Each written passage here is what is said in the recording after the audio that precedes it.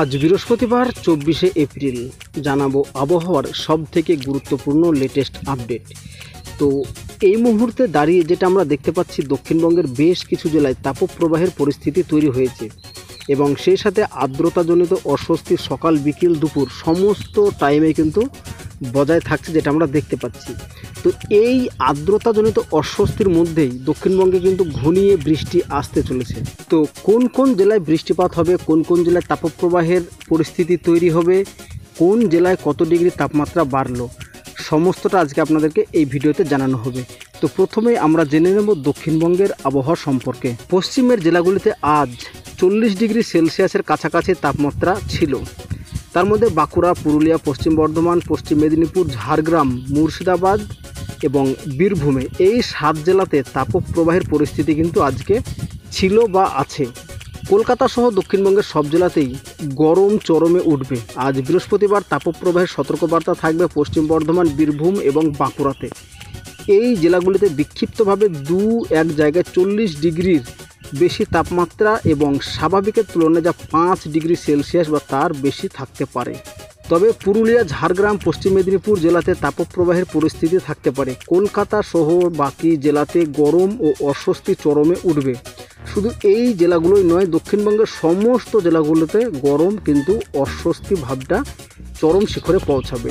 তো কাল শুক্রবারে গরমে জ্বলবে দক্ষিণবঙ্গ, অর্থাৎ কালকে দক্ষিণবঙ্গে আরও তীব্র থেকে তীব্রতর গরম কিন্তু আসতে চলেছে। তো বাঁকুড়া, পশ্চিম বর্ধমান এবং বীরভূম জেলায় তাপপ্রবাহের সতর্কতা জারি থাকবে। তো বাঁকুড়া, পশ্চিম বর্ধমান এবং বীরভূম আগামীকালকে তাপপ্রবাহের পরিস্থিতি বজায় থাকবে। তাছাড়াও ঝাড়গ্রাম, পশ্চিম মেদিনীপুর, পুরুলিয়া এবং মুর্শিদাবাদ জেলাতে তাপপ্রবাহের মতো পরিস্থিতি তৈরি হতে পারে। যেটা আরেকবার জানাই, ঝাড়গ্রাম, পশ্চিম মেদিনীপুর, পুরুলিয়া এবং মুর্শিদাবাদে এই জেলাগুলোতেও কিন্তু তাপপ্রবাহের মতোই গরম পড়বে আগামীকালকে। তো কলকাতা সহ দক্ষিণবঙ্গের সব জেলাতেই গরম অস্বস্তি চরমে থাকবে। পরশুদিন অর্থাৎ শনিবার তাপপ্রবাহের মতো পরিস্থিতি পুরুলিয়া, বাঁকুড়া, পশ্চিম মেদিনীপুর, ঝাড়গ্রাম, পশ্চিম বর্ধমান, বীরভূম এবং মুর্শিদাবাদ এই জেলাগুলোতে বিক্ষিপ্তভাবে তাপপ্রবাহের সতর্কতা থাকছে। কলকাতা সহ দক্ষিণবঙ্গের বাকি সব জেলাতে গরম ও অস্বস্তি চরমে উঠবে। সুতরাং আগামীকাল এবং পরশুদিন দক্ষিণবঙ্গের প্রায় সমস্ত জেলাতে তাপপ্রবাহের পরিস্থিতি বজায় থাকবে এবং তাপপ্রবাহের পরিস্থিতি বজায় না থাকলেও কিন্তু গরম অস্বস্তি চরমে উঠবে। উত্তরবঙ্গের ক্ষেত্রে উত্তরবঙ্গের উপরের দিকে জেলা দার্জিলিং সহ 5 জেলাতে বিক্ষিপ্তভাবে বৃষ্টির সম্ভাবনা রয়েছে। খুব হালকা বৃষ্টি হতে পারে বিক্ষিপ্তভাবে। তবে মালদা, উত্তর দক্ষিণ দিনাজপুরে অর্থাৎ এই নিচের দিকের 3 জেলা গরম বাড়বে। এটা কিন্তু আপনাদেরকে বারবার জানাচ্ছি যে দক্ষিণবঙ্গের সাথে মালদা, 2 দিনাজপুর কিন্তু গরম পাল্লা দিয়ে বাড়ছে।